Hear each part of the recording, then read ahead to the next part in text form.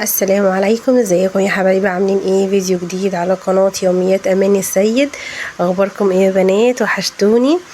ما تنسونيش في الاشتراك واللايك. ايه رأيكم في الجمال ده بقى؟ النهاردة هنعمل ترايفل المانجا. تمام، حاجة كده سهلة وسريعة.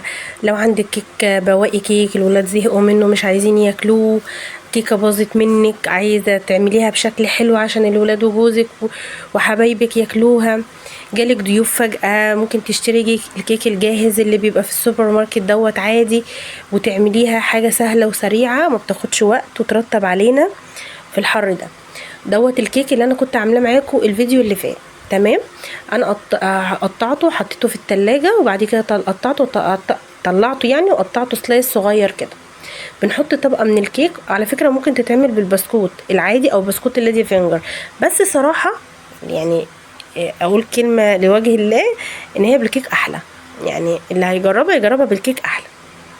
بالبسكوت يحسها مديكة على تشيز كيك شوية، مش كيك، مش ترايفل يعني. تمام، بنحط الكيك، وبعد كده ده عصير مانجا خفيف مش تقيل، عصير مانجا من غير سكر، مانجا صافي بيور بشوية مية او لبن، لو عايزة تحطي لبن مفيش مشكلة، بس يبقى خفيف. بسقي بيه الكيكة كويس عشان الكيكة تشربه. ودي الكريمة اللي انا برضو كنت ضربها معاكم قبل كده في الفيديو تقريبا بتاع الترميسو. بنحط طبقة، بس انا هنا كنت مزودلها الكريمة اللباني شوية، يعني حطيت مثلا كوباية كريم شانتيه عليها نص كوباية كريمة لباني عشان تدي غناوة اكتر للطعم. انتي ما عندكيش الكريمة اللباني ممكن تحطي لبن بودرة، اللبن بودرة بينقل طعم الكريم شانتيه في حتة تانية.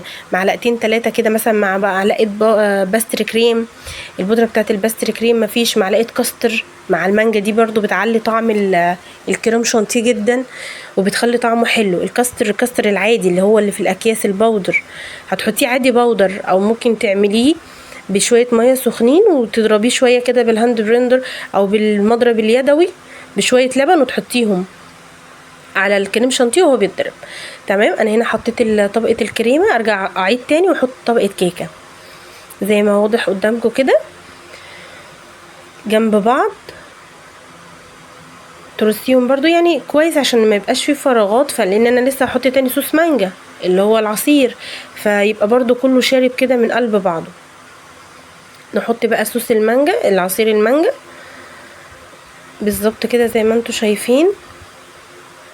مفيش مانجا عندك ممكن شوية لبن باللي هو البودر المانجا اللي هو بطعم المانجا ده برضو، يعني مش لازم عصير بيور، عادي اللي هو اي حاجة تسقي بيها الكيكة يعني عشان تبقى طرية كده وجوسي من جوه معاكي. هنا دي نوعين مانجا كانوا عندي، يعني قطعتهم مكعبات كده وحطيتهم، بتحطيهم كده في على القالب اللي انت بتحطيه على البايركس، ايا كان اللي انت بتعملي فيه. انا هنا بس هزود شويه كريمه، انا اصلا كان عندي كريمه فايضه، يعني انا كانت الكريمه اللي انا ضرباها كانت فايضه عندي، فعملت شويه روزيتات كده من الجنب يعني حوالين القالب اللي انا عامله فيه. حتى ايدي والله كانت وجعاني وما كنتش عارفه اتحكم كويس في الكريمه وانا بضربها يعني وانا بعملها. تمام، زي ما هو واضح كده، اي حاجه بس شكل جمالي كده يعني تخلي شكل الطبق حلو وجميل. وبالهنا والشفا على قلوبكم، جربوها وقولوا لي ايه رايكم يا بنات. جربوا كده اللي انا بعمله وقولوا لي ايه رايكم في الكومنتات. هل فيديوهاتي بتعجبكم؟ محتواي حلو؟ محتاجين مني حاجه اعملها لكم؟ وصفات تطلبوها مني انا عناية ليكم.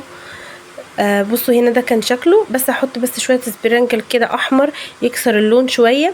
انا لو كان عندي كريز او اللي هو الكريز بتاع الحلويات اللي هو المعلب يعني، او الكريز الفريش دلوقتي موجود كتير قوي في السوق، كنت كسرت اللون باي حاجه. شويه نعناع ممكن للتزيين بس كده، نعناع اخضر ورديتين كده في النص، تزيين ده بقى انتي وراحتك. انا بس حطيت سبرينكل كده عشان يكسر اللون شويه، وحاجة سهلة وسريعة والله يا بنات. كان طعمها ولا افخمها جاتوه من اي مكان، حاجة معمولة بنظافة، حاجة جميلة. وبصوا ما شاء الله الطبقات والكريمة كانت داخلة في الكيك مع عصير المانجا، بجد كانت تحفة تستاهل بقكم. ما تنسونيش يا بنات في الاشتراك واللايك والشير والمشاهدة. واشوفكم فيديو جديد على خير ان شاء الله. سلام عليكم.